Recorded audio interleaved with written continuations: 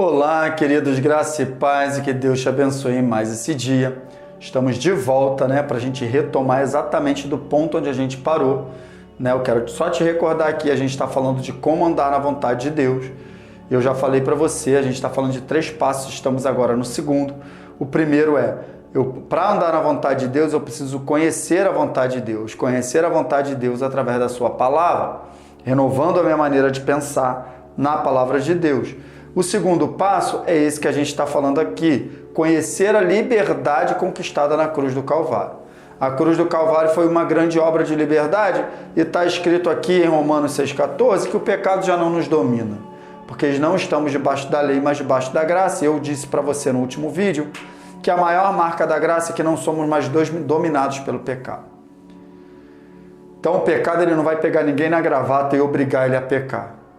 Sabe, queridos, é isso que a gente precisa entender. Nós somos livres. Livres para dizer não ao pecado. Livres para resistir à tentação. Eu estava falando contigo dessa questão de liberdade, tem muita gente que confunde, achando que ser livre eu faço o que eu quiser e tal. Não é bem assim. Não é bem assim. Essa não é a verdadeira liberdade. Fomos libertos porque, sabe por quê? Quando você fazia o que você queria, você achava que ela era livre. Mas na verdade você não era, nem eu. Porque a gente vivia debaixo de uma influência, eu já falei isso aqui. Que muitas vezes as vontades humanas, os desejos humanos são influenciados pelas trevas. Grande parte das vezes. Só existem esses 2 tipos de influência. Ou estou debaixo da influência de Deus, através do Espírito Santo, ou estou debaixo da influência maligna. Exatamente. Então, fazer a vontade humana acaba sendo fazer a vontade das trevas, de Satanás. Então, na verdade, eu não estou fazendo o que eu quero, eu estou fazendo o que Satanás quer. E se eu estou fazendo o que Satanás quer, na verdade, eu não sou livre, eu sou escravo dele. A Bíblia sempre coloca o homem numa condição de escravidão. Eu só tenho que decidir se eu sou escravo de Satanás ou se eu sou escravo de Deus. Escravo de Deus é o que a Bíblia diz, eu vou te mostrar aqui. Mas, agora que vocês foram libertados do pecado e se tornaram escravos de Deus, é a Bíblia. O fruto que colhem leva a santidade e o seu fim é a vida eterna. Presta atenção.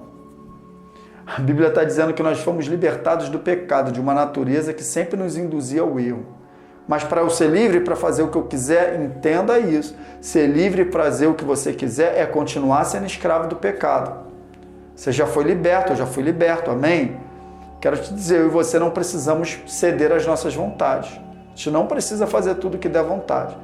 Porque agora a gente se tornou escravo de Deus. O que é ser escravo de Deus, Luiz? É fazer a vontade dele. Servo de Deus é fazer a vontade do seu Senhor. É exatamente isso.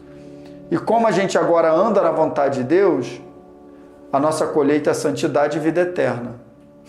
Está escrito lá em Gálatas, o que planta na carne colhe corrupção, mas o que planta no Espírito, a sua colheita é vida eterna. Então andar no Espírito, andar na vontade de Deus é colher vida eterna. O fim aqui é vida eterna, ou seja, a finalidade de nós fazermos a vontade de Deus é a vida eterna. Amém, queridos? É isso aí. Eu e você não podemos vacilar com isso, então eu coloquei aqui, uma vez que o pecado não me domina mais, está na esfera da minha decisão pecar ou não. Aí traz um peso de responsabilidade para mim e para você. Porque de repente você está ouvindo isso aqui, mas não é possível que o pecado não me domina. É tanta vontade e tal, mas você é capaz de controlar essa vontade. Você entregou sua vida a Jesus? Se você não fez isso, não tem jeito, você tem que fazer. Porque é o Espírito Santo no teu interior, vivificando o teu espírito, que vai te dar essa capacidade do teu espírito governar a tua alma, a tua carne. Agora, se você é uma nova criatura, entregou sua vida a Jesus, eu quero te dizer, o Espírito Santo habita no teu interior e o fruto dele está aí, e o fruto dele é domínio próprio. Você pode dominar essa vontade de pecar e dizer não. Porque se o pecado não me domina, eu estou livre para fazer a vontade de Deus. A Bíblia chega a dizer que eu sou escravo de Deus. Quem é escravo de Deus não é escravo do pecado. Amém, queridos? É exatamente isso daí. Eu e você temos que tomar cuidado com isso. Como andar na vontade de Deus, Luiz? Olha aí, conhecendo que nós somos livres do pecado. Porque o pecado não é a vontade de Deus.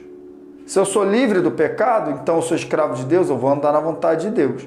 E aí no verso 23 diz, o salário do pecado é a morte, mas o dom gratuito de Deus é a vida eterna em Cristo Jesus, nosso Senhor. Percebe? Ele coloca aqui Jesus como nosso Senhor e não como Salvador. Por quê? Porque quando Jesus é Senhor da nossa vida, a gente anda na vontade dele. Ele é o Senhor, ele que manda, ele está sentado no trono. Porque se eu estou fazendo a minha vontade, quem está sentado no trono sou eu. Tá entendendo, gente? Então é exatamente isso daí. Tá bom? É isso aí, queridos. O salário do pecado é a morte. Então uma boa dica que eu quero te dar aqui, segundo esse texto aqui, é para você pensar nas consequências. Às vezes a vontade e o desejo vai vir muito forte, mas você pensa nas consequências. Porque a consequência do pecado é a morte. Mas o dom gratuito de Deus é a vida eterna. Então botei aqui para você. Pensar nas consequências sempre me ajuda a decidir melhor. Lembra que eu falei que pecar ou não está na esfera da minha decisão? Então estou te ajudando mais ainda. Quando você quiser decidir pecar, pensa nas consequências. Porque geralmente a gente não faz isso. Geralmente a gente peca sem pensar nas consequências e depois a gente sofre as consequências. Muitas vezes não só a gente, mas as pessoas que estão à nossa volta. Nossa família, principalmente filhos, no casal. Às vezes o casal toma uma decisão e tal, mas não pensa na consequência, não pensa nos filhos. Aí o filho sofre e tal. E aí? É melhor fazer a minha vontade ou é melhor fazer a vontade de Deus? Tá entendendo, queridos? Então é isso aí. Fica com essa palavra no teu coração. No próximo vídeo a gente continua. Que Deus te abençoe, no nome de Jesus.